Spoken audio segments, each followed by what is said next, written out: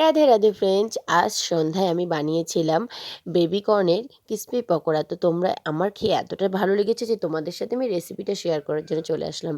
তো এটাকে ফার্স্টে ভালো করে ধুয়ে কেটে লবণ জলে সেদ্ধ করে নিতে হবে। তারপর জল ঝরিয়ে নিয়ে এর মধ্যে দিয়ে দিবে লবণ, তারপরে দিবে হলুদ, তারপরে দিবে গোলমরিচের গুঁড়ো, তারপরে দিবে জিরে, তারপরে দিবে লঙ্কার গুঁড়ো, তারপরে 2 চামচ কর্নফ্লাওয়ার, 2 চামচ চালের গুঁড়ো। চালের গুঁড়ো না থাকলে ময়দাও ব্যবহার করতে পারবে। তারপর এর মধ্যে দিয়ে দিবে আদা রসুন বাটা।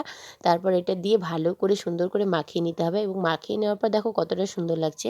তারপর একটি কড়াইয়ে সুন্দর করে তেল গরম করে নিয়ে তার মধ্যে একে একে সব কর্নগুলো ছেড়ে দিতে হবে এবং এটা যতক্ষণ না একদম লাল হয়ে যাচ্ছে, একদম ক্রিস্পি করে মুচমুচে করে ভেজে নিতে হবে, সুন্দর করে লাল লাল করে।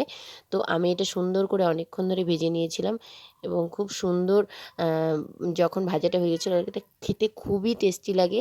তোমরা বাড়িতে অবশ্যই ট্রাই করো। দেখো দেখো কতটা সুন্দর লাগছে দেখতে, আর খেতে যা সুস্বাদু যে ধারণার বাইরে।